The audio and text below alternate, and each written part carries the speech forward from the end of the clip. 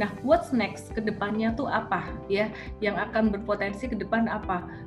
Karena saya lihat untuk saham-saham big cap, saham-saham second liner udah jalan dan masih akan lanjut jalan.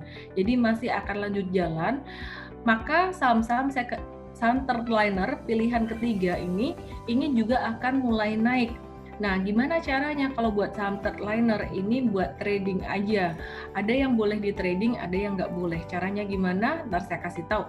Ya, jadi global overview. Sebelum saya bahas tentang strategi investasi dan trading saat ini, saya mau bahas dulu tentang kondisi market global dan juga nasional secara makroekonomi. Jadi top to down selalu ya, dari tiap SODV kita selalu belajarnya dengan cara top to down. COVID-19 masih naik, tapi sepertinya banyak negara juga sudah mulai terbiasa, sudah mulai beradaptasi dengan kondisi new normal. Bahkan di Indonesia sendiri pun COVID-19 masih sangat tinggi, namun tingkat fatality atau tingkat kematian di Indonesia sudah berkurang, karena dokter-dokternya mungkin juga mereka sudah berpengalaman. Itu resiko yang besar jika dibarengi dengan perkembangan efektivitas dari vaksin. Saya rasa ini tidak akan jadi satu resiko yang besar, kecuali tahu-tahu perkembangan untuk vaksin menjadi tidak efektif sehingga market merespon dengan sangat negatif, dan kalau terjadi seperti itu gold bisa naik.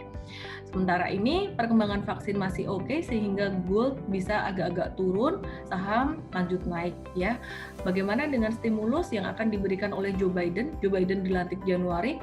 Kalau market menunggu stimulus, maka stimulus kemungkinan akan keluar sekitar Januari atau Februari, di mana itu akan menjadi sentimen bagus yang berikutnya setelah window dressing, setelah January effect. Jadi masih akan ada sentimen bagus lainnya. Jadi bagus ya, nggak semua sentimen positifnya tuh keluar sekarang. Kalau sentimen positif keluar sekarang, market akan sangat cepat naik. Nanti banyak yang ketinggalan peluang juga, teman-teman yang nggak siap, dan malah cepat turunnya. Kalau bubble cepat naik, cepat turun. Oke. PMI saya udah ceritakan beberapa kali bahwa PMI ini naik terus, dan bahkan Amerika seperti nggak mau ketinggalan dari China. Kemarin udah di atas 50 selama beberapa bulan terakhir, dan ini break record dari tahun 2020. Jadi buat teman-teman yang takut dengan coronavirus, takut dengan lockdown, di mana Amerika ini semuanya terjadi peningkatan untuk coronavirus, ya, teman-teman bisa lihat untuk PMI ini di Amerika naik di atas 55. Ini sangat keren sekali, sehingga kita nggak usah terlalu khawatir dengan COVID-19. Apakah bisa berbalik turun? Apa yang menjadi resiko dari market? Jika sampai terjadi lockdown lagi, otomatis PMI ini juga turun. Ini menunjukkan aktivitas manufaktur di US, itu yang kita perlu waspadai juga ya. Yang penting masih ada stimulus sih, itu masih agak-agak aman ya buat market ya. Oke, namun sekarang juga masih belum ada lockdown yang sampai gimana banget. Kita nggak usah terlalu khawatir. Nanti jika kondisi berbalik, pasti kita akan infoin, M-Trade akan infoin.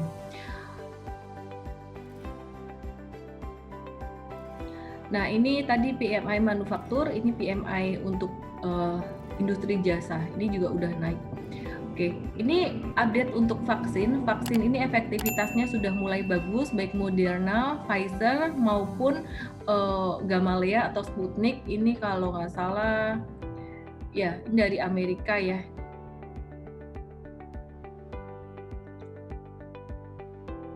Oke, ini sentimen positif untuk Joe Biden terpilih ini udah terdiskon di market kemarin, saham juga udah naik.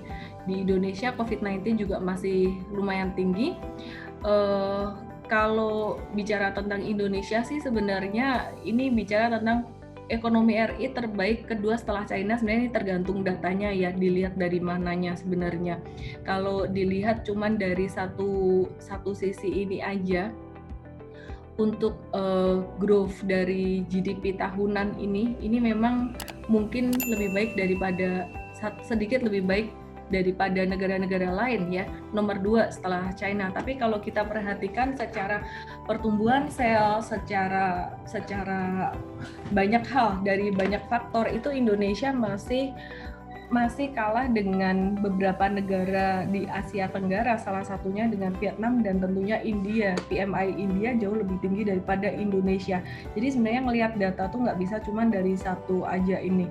Cuman ya anyway Indonesia not bad, sehingga ini juga yang menjadi satu pilihan dari investor-investor asing untuk masuk ke Indonesia. Jadi nilai tambah plus adanya Omnibus Law masih di highlight tahun 2021 akan bagus di situ. Oke, jadi apa yang harus kita lakukan nanti saya akan kasih tahu ya. BI memperkirakan akan terjadi inflasi yang lebih tinggi pada bulan November. Jadi itu sebuah hal yang sangat bagus sekali. Nah, bicara tentang Omnibus Law sendiri, kenapa kita perlu Undang-Undang Cipta Kerja? Nah, ini teman-teman bisa perhatikan ya bahwa Indonesia saat ini untuk Government Effectiveness Index-nya juga masih belum terlalu tinggi, masih kalah dibandingkan dengan Malaysia. Vietnam sebenarnya lebih tinggi kalau dilihat dari manufaktur ya. Jadi Undang-Undang Cipta Kerja ini akan sangat mendorong sekali untuk penciptaan tenaga kerja di Indonesia, pengadaan tanah, perluasan kegiatan di KEK, artinya semuanya ini kalau saya boleh rangkum, ini sangat bagus sekali untuk semua industri, terutama industri manufaktur dan juga industri untuk properti. Jadi ada banyak sekali reformation.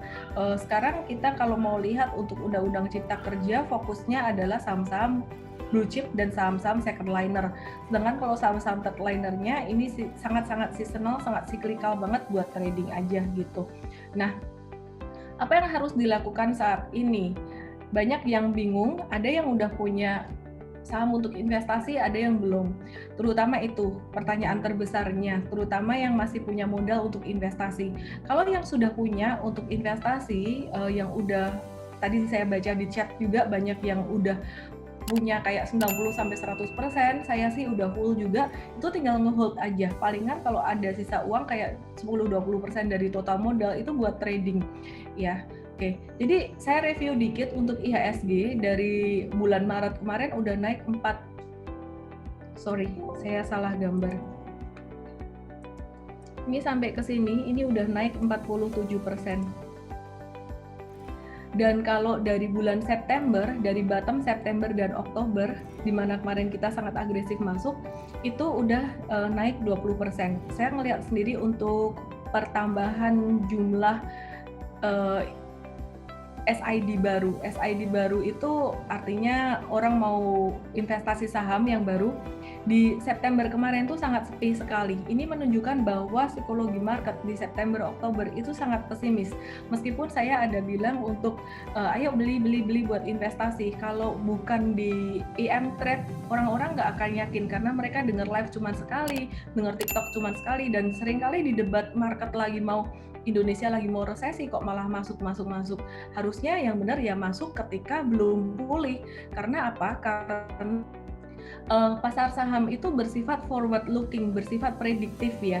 Jadi mesti masuk duluan gitu. Jangan nunggu year on year udah bagus kinerja secara year on year. Saya sempat ngobrol dengan teman saya ngomong, Ellen kok kamu berani sih masuk di ini September Oktober, kan year on year-nya masih boncos semua. Lah kalau kita nunggu year on year-nya udah positif semua, earnings dari perusahaan secara tahunan udah positif, itu artinya market udah naik. Jadi kita ngelihatnya secara kuartalan itu kinerja emiten sudah banyak yang membaik, dan month on month sales juga udah banyak yang membaik.